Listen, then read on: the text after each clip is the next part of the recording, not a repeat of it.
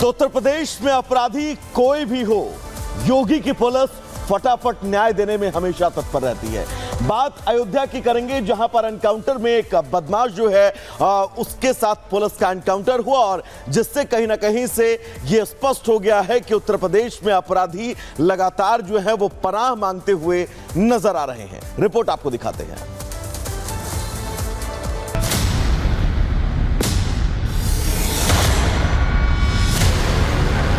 ये सरकार महिला सुरक्षा के प्रति पूरी तरह गंभीर है कि प्रदेश के अंदर इस सरकार ने आने के बाद सबसे पहले शोहदों पर लगाम कसने के लिए जो कार्रवाई की एंटी रोमियो स्क्वाड का गठन, उसका एक उदाहरण है। योगी सिर्फ कहते नहीं हैं, वो करके भी दिखाते हैं। और ये दो तस्वीरें सूबे के मुखिया की बातों की तस्दीक भी कर रही हैं। अयोध्या में नाबालिग के साथ दरिंदगी की तो पुलिस ने एनकाउंटर कर गिरफ्तार कर लिया। देवरिया में बच्ची के साथ रेप की कोशिश हुई तो पुलिस ने तुरंत एक्शन लिया। यही वजह है कि मासूमों से दुष्कर्म के दोनों ही आरोपी मुठभेड़ के बाद सलाखों के पीछे हैं। जगह भले दो हो, लेकिन अपराधी ये भूल गए कि सूबा एक ही है, जहां पर जीरो टॉलरेंस नीति के तहत काम होता है, जहां के मुखिया महिला और बेटियों की सुरक्षा को लेकर सख्त है, जहां अपराध और अपराधियों का हिसाब भी होता है। अयोध्या में पुलिस ने नाबालिग से रेप के आरोपी को एनकाउंटर कर गिरफ्तार कर लिया। बताया जा रहा है कि सोमवार शाम को 4 साल की दलित बच्ची अचानक गायब हो गई। परिजनों ने तलाश शुरू की तो करीब 5 घंटे बाद पड़ोसी सलमान के घर के पास मिली। बच्ची की हालत नाजुक थी। परिजनों को रेप का शक हुआ और मासूम को अस्पताल में भर्ती कराया गया। पुलिस ने मामले में एफआईआर दर्ज की। आरोपी सलमान मुठभेड़ में घायल हुआ। पैर में गोली लगने के बाद उसे गिरफ्तार कर लिया गया। सीएम योगी की पुलिस को खुली छूट का ही असर है कि अब अपराधियों के हौसले पस्त हैं। सिर्फ अयोध्या ही नहीं, देवरिया से भी ऐसी ही घटना सामने आई है, जिसका यहाँ पर भी एक आरोपी का इलाज पुलिस ने किया है। जहां 7 साल की मासूम बच्ची के साथ रेप की कोशिश करने के आरोपी सैफुल्ला को पुलिस ने मुठभेड़ के बाद गिरफ्तार कर लिया।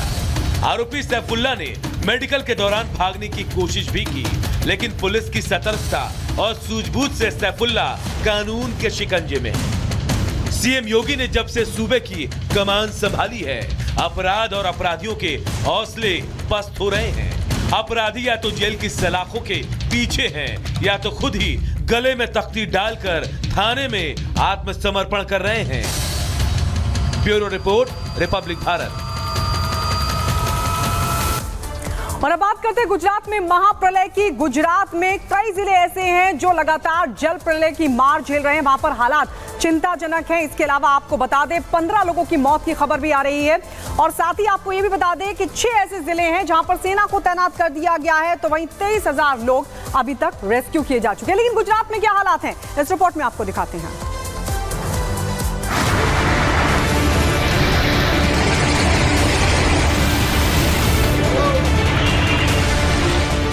डूबते शहर, मौत का डर, जल गदर, क्यों बेकाबू हुए बादल।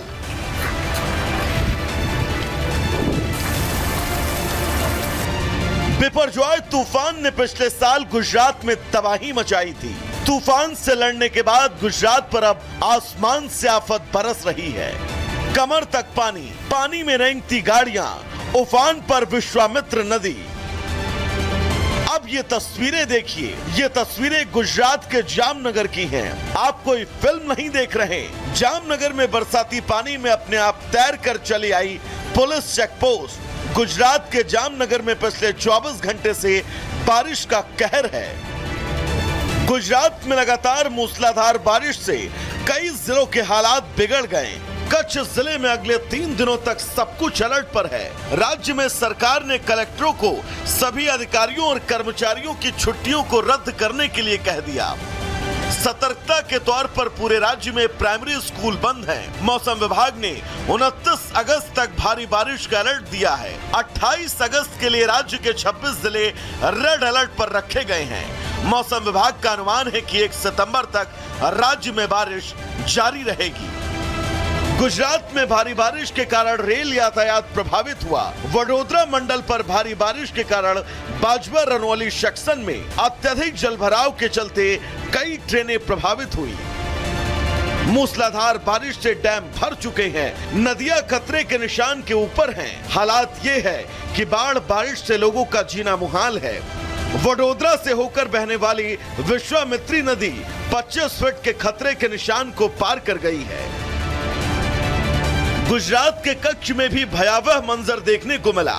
वहां मूसलाधार बारिश से नदियां उफान पर हैं। नदी के जद में जो कुछ भी वहां तिनके की तरह बहने लगता है, चाहे वो सामान हो या फिर पेड़ या फिर आलीशान मकान। यही नहीं, अचानक नदी का जलस्तर बढ़ने से नदी का पानी हाईवे पर आ गया, जिससे सड़क का बड़ा हिस्सा बह गया। अब ये तस्वीरें देखिए, ये कोई नदी, तालाब या झरना नहीं, बल्कि ये सड़क पर अंडरपास है, जहां पानी झरने की तरह बह रहा है और लोग उसका वीडियो बना रहे हैं। ऐसे में अब देखने वाली बात ये होगी कि आखिर ये आफत कब जाकर खत्म होती है।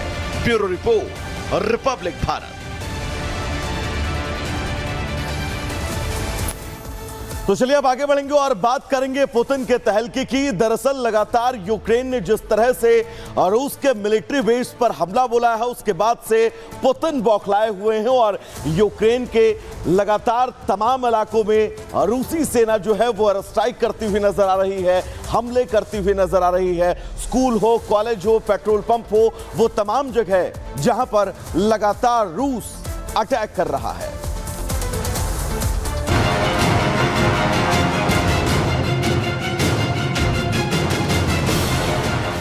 ज़ेलेंस्की से पुतिन का बदला।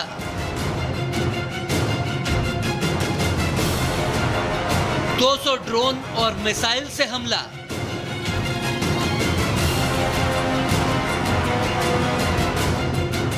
कहा था ना, पुतिन को छेड़ोगे तो वो छोड़ेंगे नहीं, और हुआ भी ठीक वैसा ही। रूस की मिलिट्री बेस सिटी सातारोव में हमले के जवाब में पुतिन की फौज ने यूक्रेन के प्लांट, स्टेशन और हथियार डिपो पर धावा बोल दिया।